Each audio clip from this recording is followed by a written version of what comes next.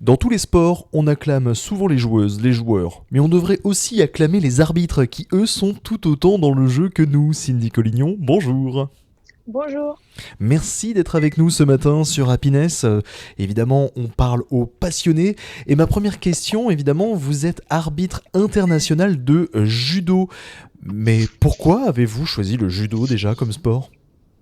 Alors, j'ai choisi le judo quand j'étais toute petite. J'ai commencé le judo à 4 ans, dans les traces de mon grand frère, du coup, qui faisait lui aussi du judo. Et j'ai voulu faire comme lui. Donc, j'ai intégré la section du club dont je suis originaire. Et puis après, voilà, j'ai jamais arrêté. Et on peut vous dire d'ailleurs d'où vous venez. Vous venez de Clermont. Vous êtes du judo club de Clermont d'ailleurs. Au passage, on embrasse d'ailleurs toute l'équipe du judo club de Clermont. Mais en fait, après, vous êtes devenu ensuite juge d'arbitrage. Mais je vais avoir plein de questions à vous poser. Comment on devient juge d'arbitrage au judo?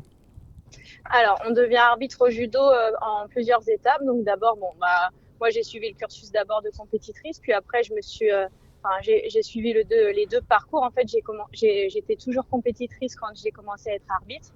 Et donc, en fait, je me suis renseignée dans mon département où ils organisaient des coupes du jeune arbitre, donc pour les plus jeunes, à partir de 10-11 ans.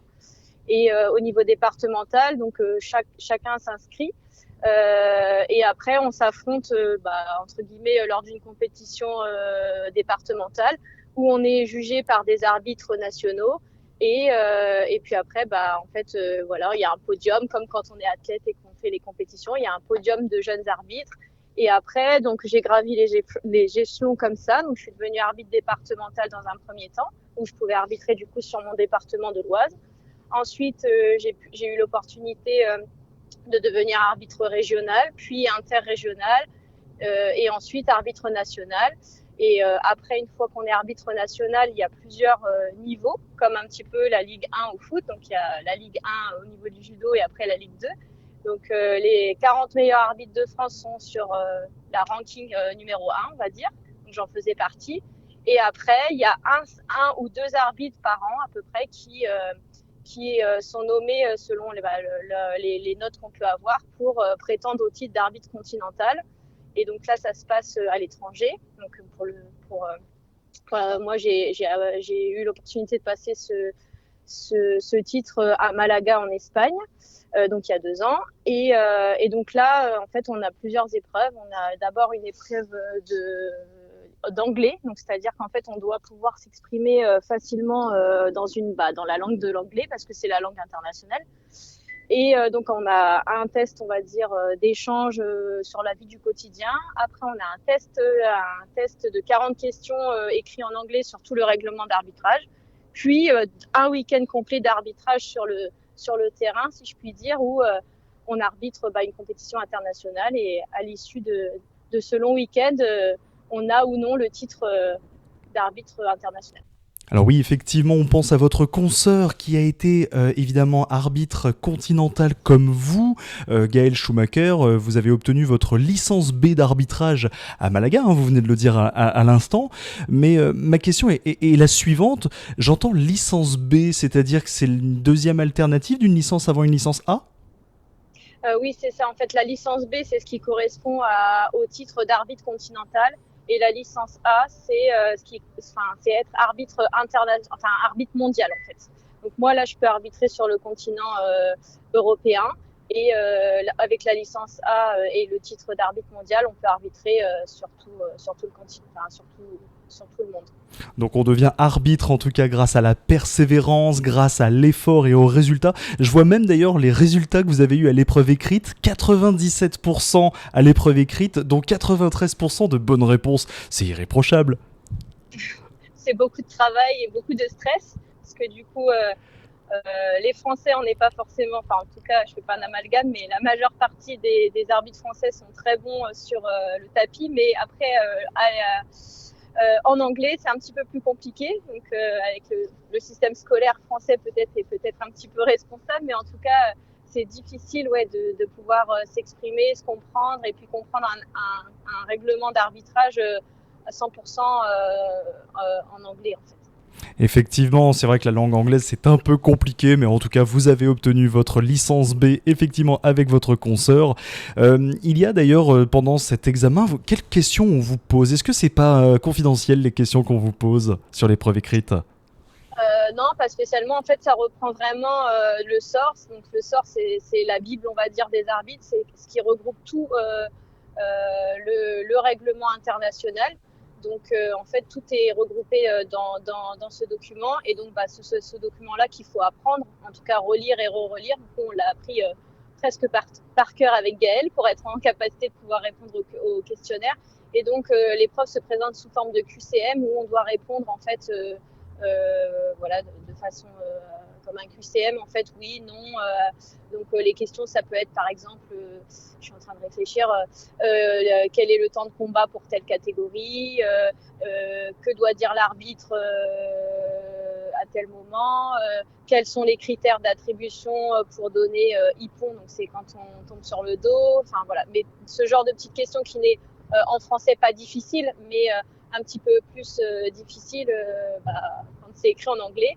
Et après, donc il y a beaucoup de questions qui concernent le règlement sur le tapis, mais il y a aussi tous les à côté. Donc, ce qui concerne l'organisation d'une manifestation, la réglementation des judogi, des kimonos, etc. Donc, c'est vraiment très complet. C'est très complet, 60 questions en anglais sur le règlement international qui doit être complété en 60 minutes. Et ensuite, vous passez aussi une épreuve orale. C'est sous la forme d'un échange sans limite de temps cette fois-ci entre un jury et vous. Ça s'est très, très bien passé aussi, celui-là. Ça s'est bien passé, oui, ça a été. Super, ça a été. Donc, effectivement, Gaëlle, vous êtes avec nous, pas Gaëlle, c'est Cindy Collignon plutôt, je pense à votre collègue en ce moment même, qui est de la Ligue Grand Est, hein, c'est ça, de l'Est de la France. Effectivement, donc ma question aussi concernant l'arbitrage, parce que, actuellement, on fait aussi l'arbitrage un peu dans tous les sports, mais on a tendance un peu à oublier aussi l'arbitrage aussi dans les arts martiaux. Comment on peut arbitrer une partie, un jeu de... Enfin, comment je pourrais vous dire cela, une session de judo, un combat de judo, oui, tout à fait. Et en fait, on est souvent, il y a des règles donc, qui sont éditées dans le SOR justement dont je vous parlais tout à l'heure. Et après, il y a plein de critères qui rentrent en considération. Il faut être très concentré. C'est presque comme un athlète, on va dire. Il faut être concentré avant de rentrer sur le tapis pour, ne rien oublier. Le but, c'est vraiment de sortir le meilleur judoka du tapis, enfin, en tout cas, le meilleur combattant du combat, en prenant plein de critères en considération. Le positionnement de l'arbitre, il va être très important pour pouvoir juger les impacts quand les combattants tombent. En fonction de comment il tombe, on évalue une valeur. Donc Yuko, s'il tombe sur le côté, ou Azari, s'il tombe un peu plus que sur le côté à partir de 90 degrés, et Ippon si tous les critères sont réunis et que le combattant tombe sur le dos. Oh, effectivement, beaucoup de termes aussi évidemment liés à l'origine du judo, hein, le Japon, effectivement, on entend aussi le hajime au démarrage pour annoncer le début, ou encore soremade pour annoncer la fin d'un combat par exemple. Là vous allez vous dire que je m'y connais pas mal, mais j'ai mes sources. C'est bien. Pas mal. Merci beaucoup. Mais c'est vrai que ça fait maintenant un petit moment que vous êtes évidemment juge-arbitre. D'ailleurs, juge-arbitre, est-ce qu'il y a une différence ou c'est vraiment la même façon de voir les choses? En fait, dans le judo, on dit arbitre. Et donc ça, c'est pour ceux qui sont sur le tapis, donc qui arbitrent le combat. Et avec nous, il y a les commissaires sportifs qui sont, eux, à la table pour chronométrer le temps du combat, mettre à jour le scoreboard, donc c'est-à-dire le tableau de marque pour mettre... à jour ce que dit l'arbitre sur le tapis, valoriser les points, etc. Et noter sur une feuille le gagnant, remplir un tableau ou une poule en fonction du type de compétition. Très bien, donc en fonction du type de compétition, effectivement, tout peut changer, tout peut basculer, surtout au judo, très grand sport en tout cas, où on a brillé d'ailleurs aux derniers Jeux Olympiques, on pourrait continuer d'ailleurs à briller d'ailleurs. J'en profite même au passage pour saluer l'équipe de Beauvais Judo qu'on a eu en interview et que je vous invite à retrouver sur happiness radio.fr. D'ailleurs, c'est Thomas du Beauvais Judo Jiu-Jitsu Club. Très bien. Et je vois également sur le site internet du comité Oise Judo que vous êtes également devenue formatrice responsable des arbitres. Mais comment vous formez des arbitres ? Alors, ce poste-là, en fait, donc ça fait une dizaine d'années que je suis responsable. En fait, en fait, on forme les futurs arbitres parce que les arbitres vieillissent aussi et donc il faut former la jeunesse. Donc, ça passe par des stages, par des accompagnements sur le tapis lors des manifestations départementales essentiellement. On va apprendre, on va démarrer dès le début, comme nous on l'a fait quand on était plus jeune, si je puis dire. Donc ça passe par apprendre les bases de l'arbitrage, les gestes, les postures, l'observation, être aussi se remettre à jour dans les règles, dans les différentes catégories d'âge, etc. Et donc moi, mon rôle, c'est justement de tenir à jour un petit peu les règles, faire redescendre du national les règles qui peuvent être mises en place sur le territoire départemental et les mettre en application pour les manifestations départementales. Cindy Collignon, je le rappelle, vous êtes à la fois formatrice, responsable des arbitres pour la commission départementale d'arbitrage du comité Oise Judo. Vous êtes également donc juge continental, donc devenu juge d'arbitrage continental également pour pouvoir être arbitre au sein de l'Europe en tant que tel. Et quel est le dernier combat, par exemple, que vous avez arbitré ? Faites-nous rêver, s'il vous plaît. Le dernier ou un combat qui me... Je vous laisse choisir. Alors, j'ai arbitré la finale du championnat de France de Teddy Riner, donc des plus de 100 kilos, par exemple. C'est un beau souvenir, c'était rigolo parce que moi, je suis toute petite, je fais 46 kilos et 1m55, donc j'ai fait beaucoup rire la salle quand j'étais l'arbitre des deux plus de 100 kilos sur le championnat de France première division. Oui, mais attention, vous dites toute petite, 45 kilos, peu importe le poids, la taille que vous faites, mais vous devez être sacrément puissante. On l'essaye. En tout cas, face à Teddy Riner, on paraît petit. Oui, j'imagine. Je m'imagine l'image et peut-être que nos amis d'Happiness ce matin imaginent en tout cas Teddy Riner face à vous, Cindy Collignon, votre championnat de France, évidemment que vous avez arbitré avec grand plaisir. Et à ce sujet d'ailleurs au passage, vous êtes aussi, alors je pense que tout le monde l'aurait remarqué, aussi une femme. Alors il n'y a pas de sexisme évidemment dans la question que je vais vous poser, évidemment Cindy, c'est évidemment les arbitres femmes sont peut-être plus légitimes que les hommes ou est-ce qu'il y en a plus de femmes arbitres ou pas du tout ? Non, il n'y en a pas beaucoup, enfin moins en tout cas que les hommes forcément, mais on n'est pas une majorité, mais on est quand même nombreuses. Après, à mon sens, il n'y a pas de plus légitime ou moins légitime, on est tous pareils. Et en tout cas, on essaye de montrer qu'on est aussi compétente que les hommes. Et ça c'est formidable d'ailleurs parce que c'est bon à savoir qu'il y a autant de femmes que d'hommes dans l'arbitrage et surtout dans le judo.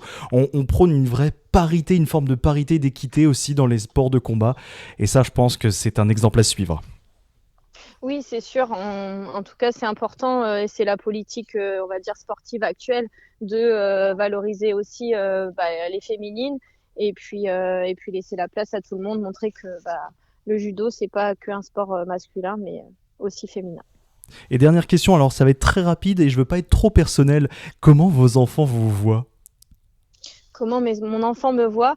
Je pense qu'elle est tombée aussi dans la passion du judo depuis toute petite, parce que du coup, papa et maman judoka, donc forcément, ça aide.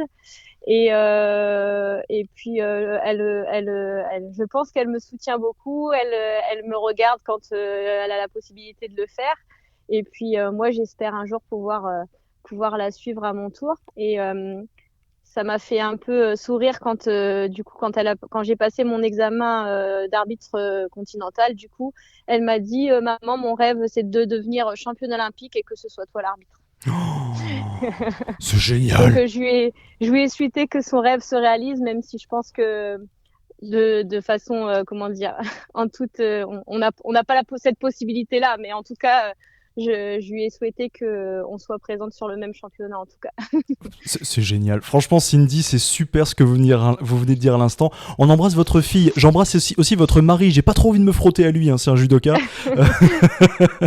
Mais en tout cas, le judo, ça prône de très belles valeurs. Et vous nous le prouvez une nouvelle fois ce matin, en tout cas sur Happiness, avec cette passion évidemment pour le judo et l'arbitrage, évidemment. Peut-être un jour, vous serez en licence A et vous serez arbitre international. C'est tout le mal qu'on vous souhaite.